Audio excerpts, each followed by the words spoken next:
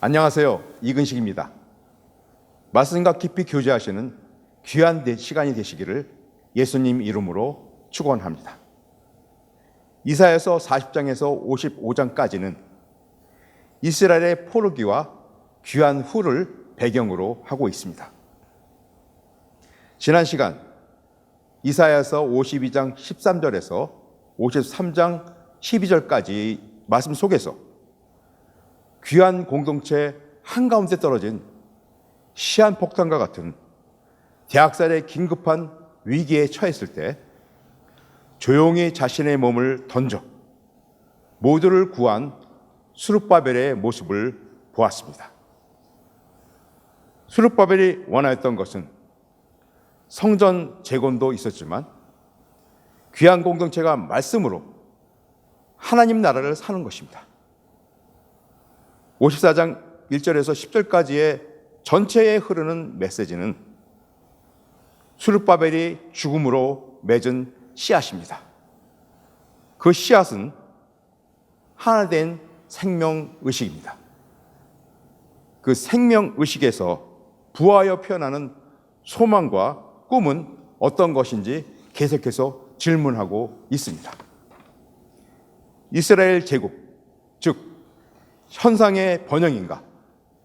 아니면 이스라엘의 거룩한 이시오, 온 땅의 하나님이신 주님과 신부와 남편으로 다시 관계가 회복되어 모두와 하나가 되는 것이냐입니다. 이 배경을 염두에 두시면서 단락을 나누어 보겠습니다. 저는 세 부분으로 단락을 나눕니다. 첫째, 1절에서 3절까지의 말씀입니다. 단락 제목을 불임의 절망에서 여호와의 위로와 격려, 부제목으로 끝없이 넓혀지는 장막터의 경지. 두 번째 단락입니다. 4절에서 6절까지 단락 제목을 여호와의 마음을 받아 다리우스가 다시 격려함. 셋째 단락입니다. 7절에서 11절까지의 단락 제목을 책막을 끝이시고 영원한 화평의 언약을 약속하심. 그럼 각 절별로 들어가겠습니다. 1절 본문 말씀입니다. 잉태하지 못하며 출산하지 못한 너는 노래할지어다. 산고를 겪지 못한 너는 외쳐 노래할지어다. 홀로 된 여인의 자식이 남편이 있는 자식보다 많음이라. 여호와께서 말씀하셨느니라. 아무런 선하고 복된 열매를 맺지 못한 이스라엘을 불임의 여인이라고 표현하였습니다. 그 당시 불임은 여인에게 있어서 생명대가 끊어지는 것이기에 가장 치욕적이고 저주스러운 운명입니다. 여인으로서 정체성이 상실되는 괴로운 일이었습니다. 하나님과 이스라엘의 사랑의 관계를 아주 잘 표현한 말씀입니다. 원래 하나님과 이스라엘의 사랑의 관계는 아주 끈끈한 관계였습니다. 레위기 26장 12절을 보겠습니다. 나는 너희 중에 행하여 너희의 하나님이 되고 너희는 내 백성이 될 것이라. 하나님과 이스라엘 사이에 이 언약이 맺어짐으로 하나님과 이스라엘 백성은 한 몸이 되었습니다. 머리와 지체 관계, 왕과 백성, 남편과 아내, 도저히 뗄래야 뗄 수 없는 융합체가 되었죠. 한동안 이스라엘의 배역으로 인하여 잠시 눈을 감으신 적이 있었으나 근본적으로 하나님이 맺으신 언약을 하나님 스스로 파괴하기는 쉽지 않으셨을 것입니다. 제가 보기에는 힘든 포로기 동안 하나님도 이스라엘과 함께 똑같은 고통을 당하셨을 것이라고 여겨집니다. 왜냐하면 이스라엘에서 곳곳에서 그 흔적을 찾아볼 수 있거든요. 이 하나님의 고통은 메시아로 잉태되어 이사야서와 각 선지서에서도 꿈틀거리셨습니다. 그 나타나는 종의 얼굴이 어떤 때에는 이사야로, 예레미야로, 고레스로, 스룹바벨, 학개와 스게라로 나타나다가 그 아픔이 말씀의 응어리가 되시고 그 말씀이 육신이 되어 온 인류를 위하여 세상 가운데 성자 하나님으로 터져 나오셨습니다. 이러한 계속되는 하나님의 고통과는 달리 이스라엘은 하나님의 속을 끔찍이도 썩였습니다. 이스라엘 사사기 410년, 왕정기 461년, 도합 871년 역사는 완전히 배역의 역사였습니다. 하나님이 그토록 싫어하시는 바알을 871년 동안 주구장창 끈질기게도 섬겨왔습니다. 외도도 이런 외도가 없죠. 불임이 당연합니다. 하나님 내치셔도 할 말 없는 민족입니다. 그런데 하나님은 포로 복무를 마친 이스라엘을 대견하게 바라보시며 노래하라고 말씀하십니다. 노래하며 기쁨에 소리치며 노래 속으로 들어가 불꽃놀이 화하게 되어 스스로 하늘에서 마음껏 폭발하여 기쁨으로 수놓으라고 말씀하십니다. 그러시면서 많은 자식과 열매를 이스라엘 남은 자에게 주실 것을 여호와의 이름으로 약속하셨습니다. 이와 유사한 내용이 이사야서 52장 9절에 나와 있습니다. 이사야서 52장 9절. 예루살렘의 황폐한 곳들아 기쁜 소리를 내어 함께 노래할지어다. 이는 여호와께서 그의 백성을 위로하셨고 예루살렘을 구속하셨습니다. 주님의 위로와 구속은 영원하십니다. 그래서 우리의 찬양은 그 위로하심과 구속하심을 시간을 뛰어넘어 누리는 체험입니다.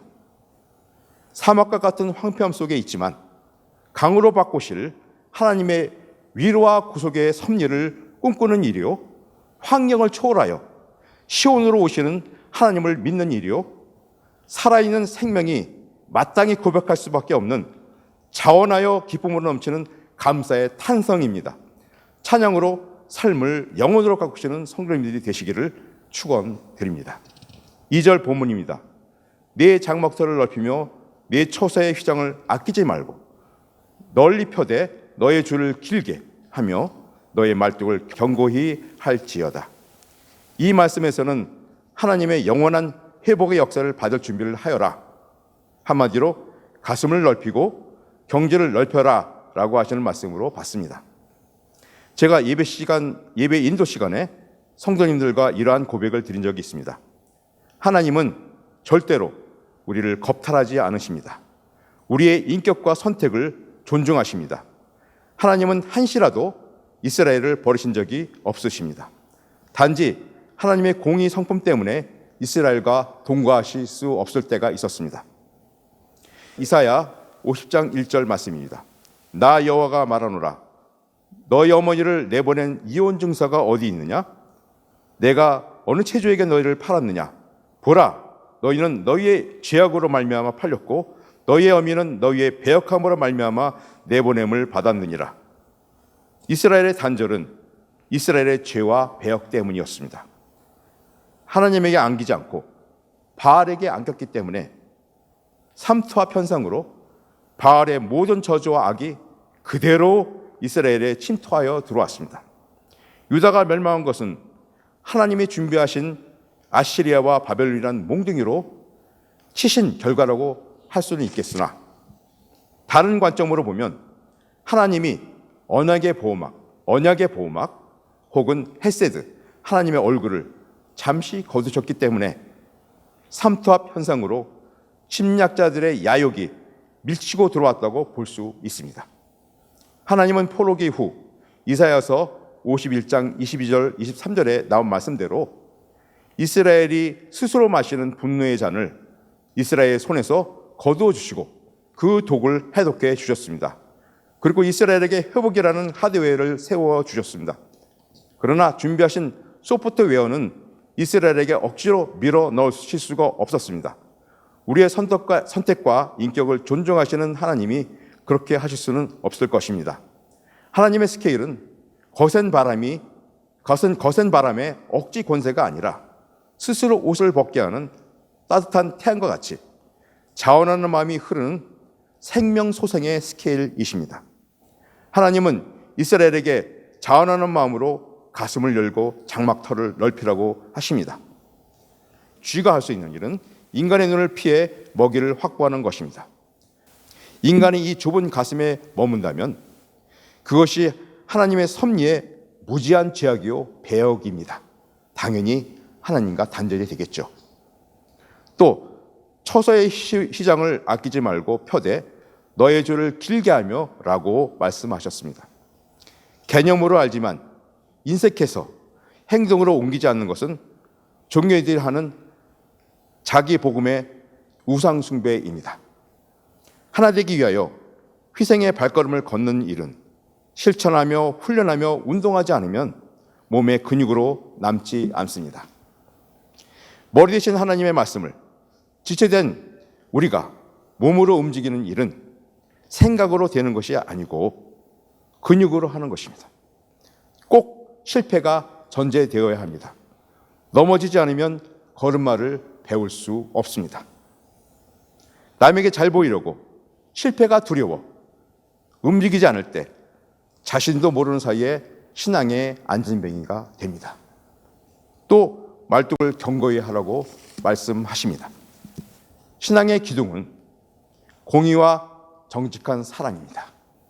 우리가 선을 행할 때 계산이 들어있다면, 그리고 다른 사람의 시선이 들어있다면 그 말뚝은 아주 위험한 말뚝입니다. 연약한 인간이라 100% 그것을 배제할 수는 없습니다. 그러나 중심의 방향은 하나님께 있어야 합니다. 그리고 끝없는 회개로 방향 수정을 한없이 하여야 합니다. 방향 수정 한 스텝, 경지 넓힘 한 스텝마다 우리의 말뚝은 더 견고해지리라 믿습니다. 계시록 3장 20절에 이런 말씀이 있습니다. 볼지어다 내가 문 밖에서 서서 두드리노니 누구든지 내 음성을 듣고 문을 열면 내가 그에게로 들어가 그로 더불어 먹고 그는 나로 더불어 먹으리라. 우리가 자원하는 마음으로 중심의 진실로 장막터를 넓히면 우리를 애타게 기다리시며 기도하시는 성령님, 하나님 아버지의 소프트웨어는 들어오셔서 우리와 더불어 먹고 마시며 행복과 회복과 사랑으로 같이 하실 것을 굳게 믿습니다. 3절 본문입니다. 이는 내가 좌우로 퍼지며 내 자손은 열방을 얻으며 황폐한 성읍들을 사람 살 곳이 되게 할 것임이라. 이 격려와 약속은 물리적 현상, 곧 제국됨이 아니고 가슴의 말씀을 받으면 어떤 일이 일어날지를 보여주시는 말씀입니다. 본토 아비집을 떠나 더 넓은 곳으로 나아가며 가는 곳마다 하나님의 권세가 그들에게 살아있고 많은 말씀의 형제자매를 얻으며 서로 사랑함으로 황폐했던 삭막한 성읍에 따뜻한 온정이 흘러나오고 사람들이 웃음으로 행복해하는 기쁨의 장소로 바뀔 것이라고 말씀하십니다. 사막에 강이 흐른다고 하시는 말씀은 그냥 우리의 뜻과 상관없이 밀어붙이신다는 말씀이 아닙니다. 하나님의 섭리를 알고 순종할 때 자연히 일어나는 결과입니다. 4절 본문입니다. 두려워 말라. 내가 수치를 당하지 아니하리라. 놀라지 말라. 내가 부끄러움을 보지 아니하리라. 네가 젊었을 때의 수치를 가볼 때의 치욕을 다시 기억함이 없으리니. 다리우스의 통치권 안에서 어떤 일이 벌어질지 또 다리우스의 격려의 마음은 어떤 것인지 잘 나타나 있습니다. 두려워 말라. 수치를 당하지 않는다. 놀라지 말라. 내가 부끄러움을 보지 않는다.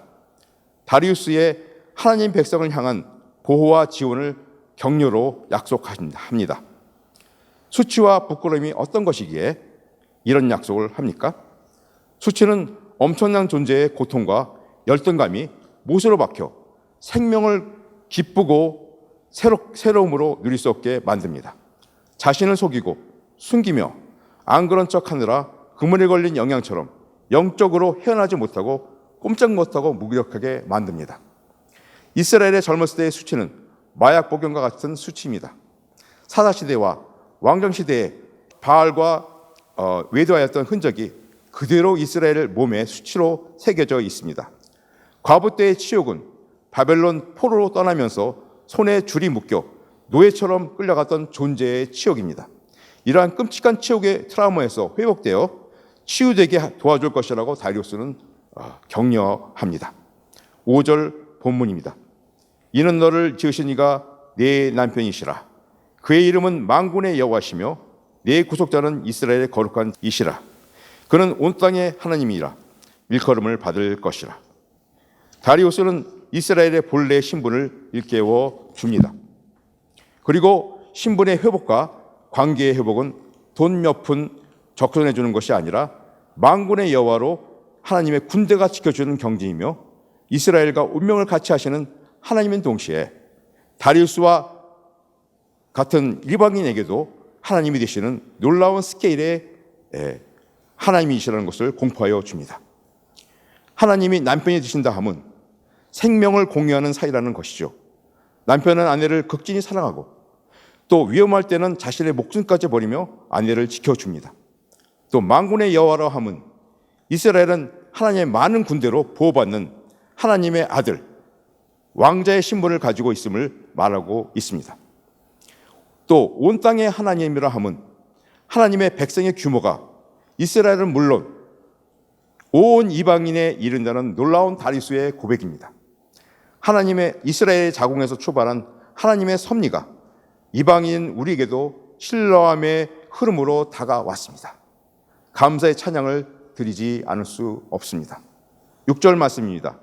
여호와께서는 너를 부르시되 마치 버림을 받아 마음에 근심하는 아내 곧 어릴 때 아내가 되었다가 버림을 받은 자에게 함과 같이 하실 것임이라. 내 하나님께서 말씀하셨느니라. 다리우스의 마지막 격려입니다. 하나님은 이스라엘을 버리시지 않으시고 수박맞은 여인에게 대함과 같이 하신다고 하십니다. 수박맞은 여인의 근심은 어떤 것일까요? 절망과 안담 그 자체죠. 여인으로서 사랑의 짜릿한 기쁨과 보함을 전혀 기대할 수 없는 상태입니다. 또 어릴 때 아내가 되었다가 바로 소박맞은 여인은 어떠할까요? 사랑이 꽃피울 시기를 놓치고 오랫동안 남편의 사랑을 받지 못한 불쌍한 존재입니다. 그런데 하나님의 긍휼이 그 아픈 가슴에 쏟아진다고 합니다. 내가 너를 언제 버렸느냐? 내 사랑이여 나에게 돌아오라. 못마땅하지만 그냥 용서해줬어가 아니라 너 얼마나 힘들었니? 하시며 눈물로 찾아 받아주시는 하나님의 사랑을 느껴보라고 격려합니다. 다리우스는 생각 못하겠지만 귀양 갔던 중전이 다시 왕비가 되어 황궁하는 상황입니다. 하나님의 위로와 구속은 영원하십니다. 우리의 죄와 배역을 자복하고 끝없이 회개하며 정결의 위엄을 찾아가야 하겠습니다. 7절 말씀입니다. 내가 잠시 너를 버렸으나 큰 긍휼로 너를 모을 것이요. 하나님의 약속의 말씀이 시작됩니다. 잠시 버리셨다고 하나님이 실토의 고백을 하시는군요. 그 잠시라는 말은 포로기 70년을 말씀하시는 것 같습니다. 당연히 잠시죠. 사사기 410년, 왕정 461년, 도합 871년. 이 배역의 기간을 생각하면 10분의 1도 안 되는 기간입니다. 짧은 기간이죠. 그러나 하나님의 긍휼은 영원하십니다. 다시 불러주신다고 하십니다. 8절 말씀입니다. 내가 넘치는 진노로 내 얼굴을 내게서 잠시 가렸으나 영원한 자비로 너를 긍휼히 여기리라. 내 구속자 여호와께서 말씀하셨느니라. 주님의 얼굴은 헤세드를 의미합니다. 헤세드가 가릴 때 나타난 것은 어둠뿐입니다. 이 어둠은 하나님이 주신 것이 아니라 우리가 헤세드를 피해 어둠의 동굴로 들어가 숨어버렸기 때문에 일어나는 그림자 현상입니다. 하나님의 헤세드는 영원하십니다. 그리고 하나님의 본성은 긍휼과 구속이십니다. 9절 말씀입니다. 이는 내게 노아의 홍수와 같도다. 내가 다시는 노아의 홍수로 이 땅 위에 범람하지 못하게 하리라. 맹세한 것 같이 내가 네게 노하지 아니하며 너를 책망하지 아니하기로 맹세하였노니. 2004년 12월 26일 인도네시아 스마트라 섬에서 쓰나미가 일어나 30만 명 이상이 허망하게 목숨을 잃었습니다.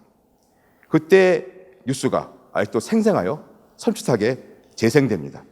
그런데 창세기로 거슬러 올라가서 노아의 홍수를 생각해 봅시다. 심판하시기는 하시지만 다시는 물로 멸하지 않겠다고 하시는 말씀을 보면 하나님의 마음이 엄청 아프셨을 것이라 생각됩니다. 이사야서의 흐름에 그 고통이 꿈틀꿈틀 나타납니다. 이사야 53장에는 그 극치로 나타납니다. 맹세까지 하시면서 노하지 않고 책망하지 않겠다고 말씀하십니다. 마지막 10절 본문입니다. 산들이 떠나며 언덕들은 옮겨질지라도 나의 자비는 내게서 떠나지 아니하며 나의 화평의 언약은 흔들리지 아니하리라. 너를 긍휼히 여기시는 여호와께서 말씀하셨느니라. 산은 영원함을 나타냅니다. 언덕은 세월이 지나면 변할 수는 있겠죠. 요즘 불도저 파워가 대단하니까요. 그래도 산과 언덕은 몇십 년이 지나도 쉽게 변하지는 않습니다. 하나님의 자비와 화평의 언약은 산들보다도 더 부동하고 불변한 영원성을 가지고 있습니다. 왜냐하면 그 속에는 하나님의 이름과 맹세가 담겨 있기 때문입니다. 천천히 흐르는 실로의 물에는 변하지 않으시는 하나님의 자비와 자비의 성품과 화평의 언약이 DNA로 흐르고 있습니다. 주님의 성품은 영원한데 외면하는 것은 우리입니다. 말씀을 정리합니다. 잉태하지 못하고 생명의 고귀한 열매를 맺지 못하고 수치로 가득한 황폐한 땅과 같이 메마른 삶을 살고 있는 우리에게 하나님은 세 가지 권고의 말씀을 하십니다. 첫째는 찬양하라입니다. 찬양은 현재의 황폐하고 척박한 환경을 뛰어넘어 그 속에 있는 본질, 즉 하나님의 긍휼과 자비, 사랑, 회복의 기쁨을 바라보며 노래하는 영원한 산 믿음입니다. 하나님이 마련해 주신 생수의 강을 조금씩 누리기 시작하는 영혼의 정결식입니다. 정결의 위엄을 회복하십시오. 둘째, 사마귀 털을 넓혀라입니다. 야베스의 기도에는 장막을 넓혀달라고 하는 말씀은 없지만 같은 말로 지경을 넓혀달라고 간구하는 내용이 있습니다. 그 간구하는 이유는 환난과 근심의 수준에서 벗어나기 위해서는 여호와의 손길이 필요했기 때문입니다.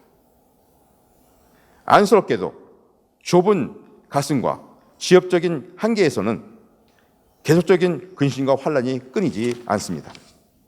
지경을 넓혀달라고 기도하면은 주님의 도우심이 있습니다.